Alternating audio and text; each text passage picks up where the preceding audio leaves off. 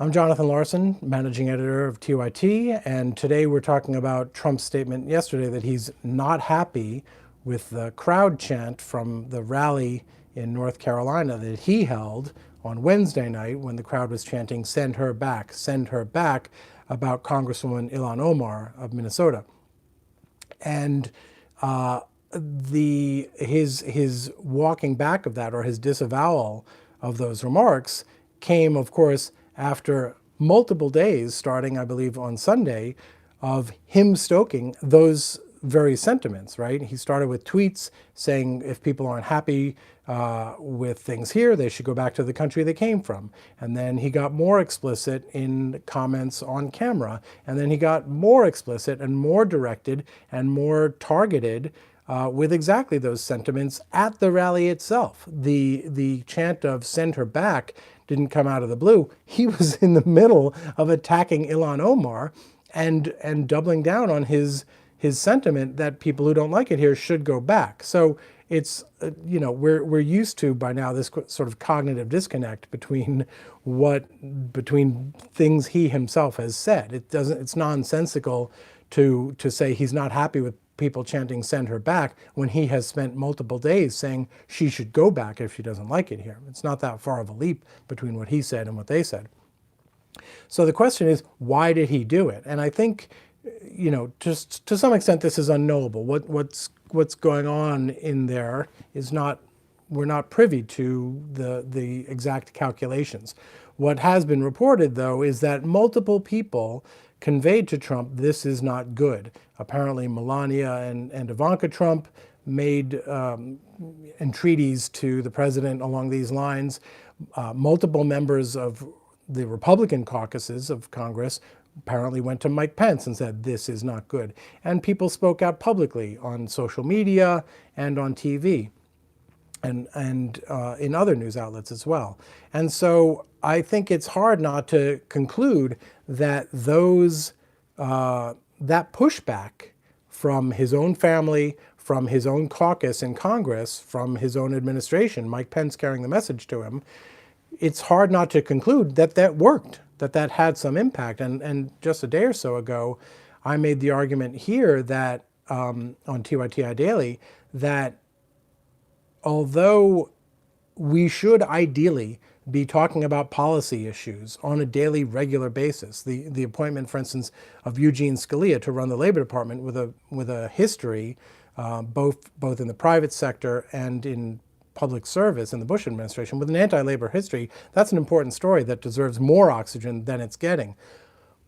But the idea of a president saying that anyone should go back where they came from, American-born, naturalized, non-citizen, that's a real policy, that's a substantive issue as well. And so it's not inappropriate to focus on those remarks. And I think what we've seen is that the outrage in this case pushed the media to keep paying attention to it. And let's not be naive here.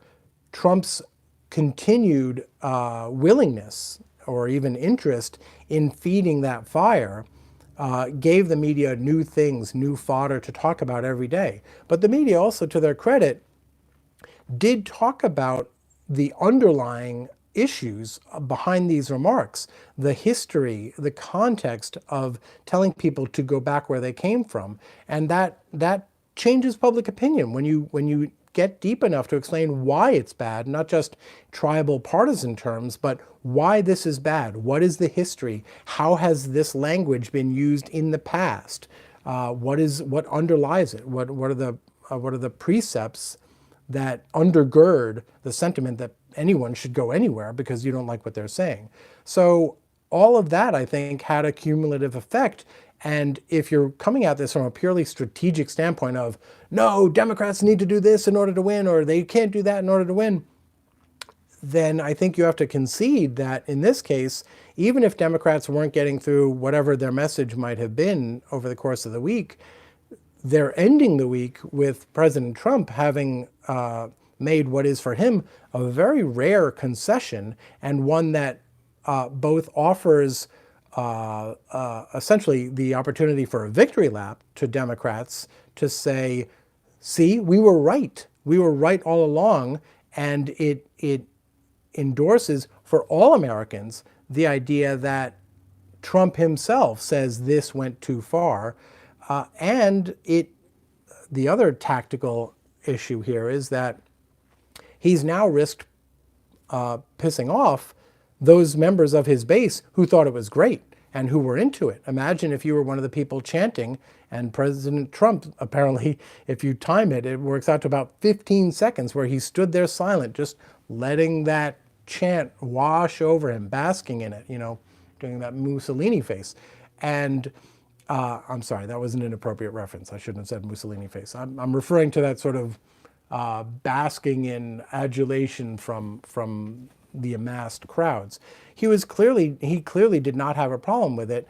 And so that's a betrayal, in a sense, to the people who were doing it and he did not rebuke at the time, and the people who watched it and liked it. And that tends to weaken their support. It tends to make them less likely to go out and stump for the guy and things along those lines. So even if you are correct that the issue deprived oxygen from other meritorious issues during the week, you have to concede that it led at the end of the week to a Democratic victory. Okay, so I see that you guys have been pumping up the chat box with lots of comments, so let me get to that. Devon Miller says, corporate media provides a distraction by talking about tweets and irrelevant stuff, but minimize Trump's Epstein or hush money ties. Yeah, that's you could certainly make that case, although I've seen the Epstein story get some coverage. So again, this is one of the sort of unique problems of Trump, is that there's so much to talk about that you're going to find some issues somewhere that did not get the coverage that it should have, if only because there's only 24 hours in a day. Toria, I hope I'm saying your name correctly, says, Trump put this on himself. This started with Pelosi and folks taking AOC out of context. Yeah, that's absolutely right, I would say. The question is, why did it not work this time? And I think it's an instructive object lesson to learn from. Trump is movable if the right people try to move him. And those right people are also movable if the media pressure becomes unsustainable, right? Melania and Ivanka and Mike Pence and anyone else, no one was really knocking on Trump's door and saying, Mr. President, this is not cool, after his tweets of last weekend. What happens is, when the media keep talking about it, it becomes unsustainable for the people who were uncomfortable with it to have to hear it and experience it day after day after day in the media, people they know talking about it online, socially, in real life, all of that stuff. It has a cumulative effect that eventually, if it's sustained, becomes tough to bear. If it's just one day, they can usually shrug it off. And in this case, you're right, Toria, that Trump put this on himself, not just with the initial remarks, but in doubling down and then tripling and quadrupling down on it in appearances on camera before the press, at the rally, and so forth. So he did put this on himself. I think what's important and instructive is to take from this why. And if it's just a blip of outrage, then it's probably not going to have much effect. It's when it's sustained and it sort of builds upon itself and gives people the opportunity to explore why is it bad, and the advantage of exploring why it's bad is that now you don't have the tribal explanation. There's an explanation other than Republican versus Democrat for why it's bad. Channel 323 says, not necessarily, it definitely needs to be called out and to draw attention to what truly divides us and find a way to fix it. But what is the distraction, though? What is the detraction, though? What else is going on that needs our attention and energy? I've lost your comment now. I think this is just another example of the 4-5 being the 4-5, but I did find out that Robert Mueller got raided, according to Cuomo on CNN. So I'm not following all of what you're saying, but I do agree that it it needed to be called out and to draw attention, not merely because it divides us, but because it's wrong. It's morally wrong. It's politically wrong, and in theory, it could even be legally wrong if it leads to threats, let alone the execution of actual physical violence against Ilhan Omar, her staff, people associated with her, around her. When the president says things like this, people believe that it means something, even if he thinks he's doing it tongue-in-cheek or in jest. Other people don't get that. They assume that he's being totally sincere, and he might be. They might not be. They might not be wrong. So there are lots of reasons other than the State of the Union for this to be called out. Like I said, it's wrong. Excuse me. Devon Miller says, everybody on corporate media is saying it was a strategy. How is racism a strategy? Well, sadly, racism has been a strategy, right? It was literally the Southern strategy. Racism has been weaponized for political purposes pretty much forever, but certainly up to the modern day. You had the Lee Atwater, if I remember correctly, Willie Horton ad, on behalf of President, I guess then Vice President Bush against Michael Dukakis. So, you know, it is a strategy. I tend to think that people overestimate how strategic Trump is in his thinking. I don't see in his history a lot of basis for concluding that this is a strategic thinker. I suspect he tends to say what he wants to say in the moment simply because his self-regard is so high that he doesn't need to question what he has to say. And I think the reason that works strategically is because a big part of what his base likes about him is that lack of questioning. They don't like they don't like being told what you have to say might be insensitive, it might be cruel, it might have a fraught historical background to it, so you should question yourself. Because I think a lot of times they interpret it as being told, you're a bad person, so you have to speak differently.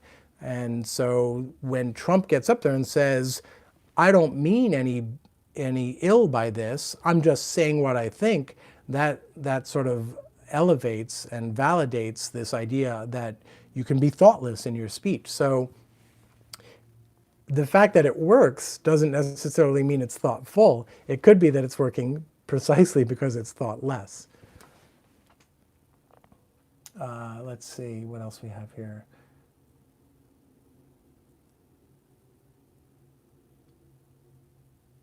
Channel 323 says he enjoyed every bit of that chant.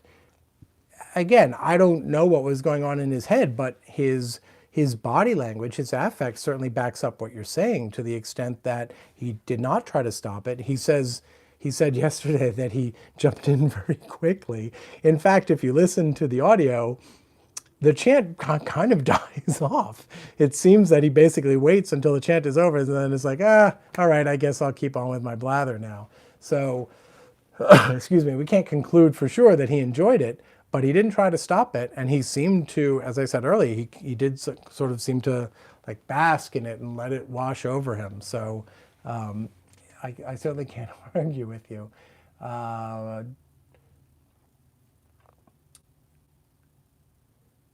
Devon says, oh, no, I lost it again.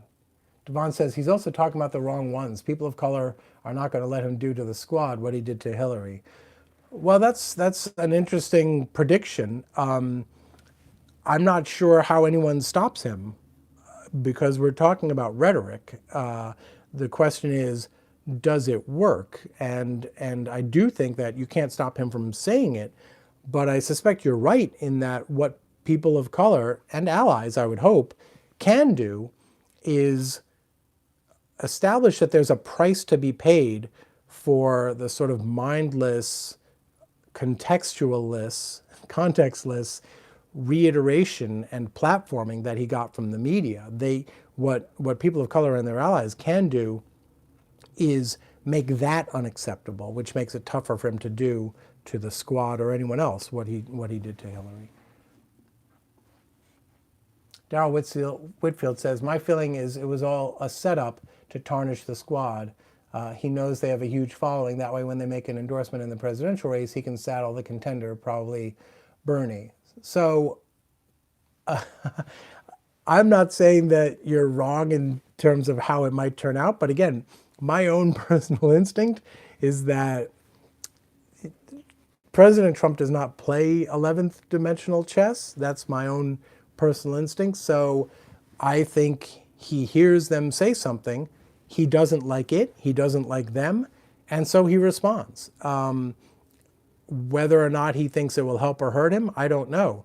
My guess is he did not tweet that stuff out on Sunday expecting on Thursday to be apologizing or walking back or disavowing what happened on Wednesday because of it. So if he's playing 11th dimensional chess, it didn't turn out very well for him this week anyway. And I do think it sort of gives some credence to the idea that he just says it. And in fact, when I think this is not likely a permanent change in the man. My guess is we'll see similar behavior in the near future, which will give rise to the question of, well, why did he then walk it back on Thursday? And I think you can certainly speculate, well, he's lying, he's a liar, that you've got reason to make that argument. But I also tend to think that he did it because he wanted to. He was hearing from people that made him uncomfortable about it, and so he was in some discomfort, and so said some syllables in order to make that discomfort go away. It's, in my theory here, this is not a principled change of stance. This is not a strategic or statement or ethical position that he has now adopted that comes with a set of rules that he will follow in the future. This was, I don't like hearing these things from people around me, so I'll move my mouth in this way and then it'll go away. I think his history, his rhetorical and behavioral history, suggests that he says and does what has for him the maximum short-term benefit. If he wants to say it in the moment, he says it in the moment, and he does not let the fact that he has said that stop him from saying something else if he wants to say something else totally different in another moment later on. If you want to characterize that as lying, you certainly have that right, and there's a basis for doing so, but I tend to think that maybe misses the possibility that it's not mendacious so much as it is utterly sort of unself-examined. And I think that's an insight into how Trump works that could be of some utility to understanding future behavior and actions. Toria says, I'm here on Fort Bragg, and many of the soldiers who attended the rally are embarrassed to serve. The talk and whispers around the office, it looks like you're continuing. Embarrassed because he is the commander-in-chief and dividing people, while when soldiers deploy, color disappears. So if you're in the service, Toria, thank you for your service. And if you're not in the service, thank you also for your service, because people who don't wear uniforms and guns also do things for the benefit of this country, and I think they deserve some thanks as well.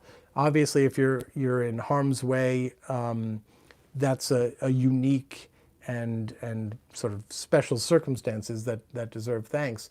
But again, also not limited to the military. In either case, thank you for sharing the thought. And I'm curious to hear more details about what you mean by saying embarrassed because he's the commander-in-chief and dividing people. Is that new? Is that in response to these remarks just this week, or has that been all along? Because I think there is some evidence that that Trump enjoys a pretty significant level of support from rank and file troops, if not necessarily the brass, but troops are not monolithic, right? You've got you don't have a lot of rich folks signing up to serve. We don't have a draft. It's volunteer army and other armed services. So you don't have a lot of rich folks, but You do have a lot of people of color. My guess is it's disproportionate, although I don't know that off the top of my head. So my guess is that the armed services are not monolithic on Trump or anything else. So it would be interesting to me to know how these remarks play. And with all due respect to Toria, my guess is some members of the armed services, for some of them, color does not disappear when the uniform goes on. You know, there are incidents of racism, both of a sort of non-criminal, but also of a criminal level, right? It happens. The armed services, the armed forces are a community like any other. So there's no, it's not like everyone is lockstep in a certain culture or ethos. Wendy S. says, Graham confirmed this in his interview yesterday when he said that Trump wouldn't have said what he did to an immigrant who supports him. I see. You're referring back to your phrase that Trump is a narcissist. There is no strategy. He's simply doing what narcissists do. Excuse me. So I think you're probably right, and Graham, I suspect, is probably right that he wouldn't have said that about an immigrant who supports him. This goes back to the idea that, you know, he is the state, that being anti-Trump is unpatriotic, and because of racism, whether it's implicit or explicit or however you want to speculate about that, when he sees that opposition coming from people of color, coming from someone who wears headwear, that triggers that sort of xenophobic, racist impulse of, I don't have to take that from someone who's not American, and so get out, right? That's what he was saying all week before his supporters picked it up and put it in its most raw form Wednesday night. He was not saying anything much different from what they had to say. And I suspect you're right that that same audience, that same president, would be happy to bring up someone in any kind of religious headwear, any kind of cultural attire, if they had sort of been pre-validated as Trump supporters. They had been made okay. It's the dissension, right? It's the opposition plus the otherness that sort of provides the perfect storm for what you call narcissism, but is also, you know, obviously it's racist at its heart as well. And so it's a toxic stew in either case. But I do think, to get to your point about there being no thought to it, if it's narcissism, that means it's manipulable, right? This is not, if he's not an 11th dimensional chess player, then that means there are ways of getting the guy to do some of the things that you want. And I'm not sure that our current sort of the resistance approach of just crapping on the guy is necessarily the best way to achieve things. In this week, in this context, I certainly think it was, and that was a uniquely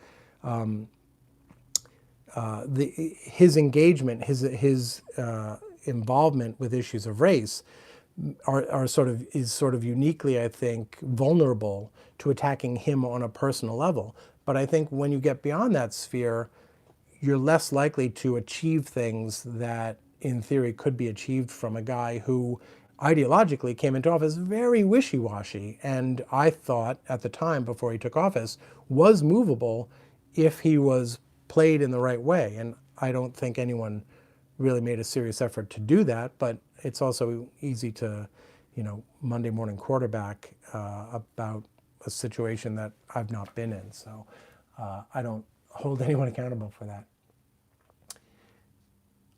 Wendy S. says, yes, he's definitely able to be manipulated. Russia and the Saudis know this. Not sure why the Dems haven't figured this out yet. I think a lot of Americans know it as well. My guess is that you've got a lot of Republicans behind closed doors telling friends about how they were able to get Trump to do this, this, or this. Look at most of his appointments. These are not people from his background. They tend to come from the sort of long-standing shadow conservative government, you know, Heritage Foundation, places like that. So there are people within Trump's orbit who essentially got Trump to sign off on this appointment, that acting appointment, that nominee, one after another. And I'm sure they're out there telling their friends behind closed doors, it was so easy, man. I just said blah, blah, blah, and he signed off on it. Okay, so I think I've probably gone on long enough. If you guys follow us, if you subscribe to us on YouTube, you know that we do this every weekday, hopefully in the mornings, and on Friday mornings, I usually try to do something that falls under the category of media analysis, which has sort of been implicit, I think, in the way this entire story unfolded this week, but I wanted to be a little bit more explicit about it this week, especially given that yesterday with Trump's remarks, we kind of saw the culmination of his response to what essentially was a relentless drumbeat of media attention. So I thought there was something worthwhile in there to discuss. And as always, if you think what we've got to say here is worthwhile, I hope you'll share it. And I thank you guys for all the input and the feedback in the chat box, in the comments. We do look at that stuff, and it does matter to us, so thank you. And again, if you want to keep up with our stuff, with our reporting, I hope you'll subscribe here on YouTube, like and follow us on Facebook, and have a great weekend and take care of yourselves. Bye.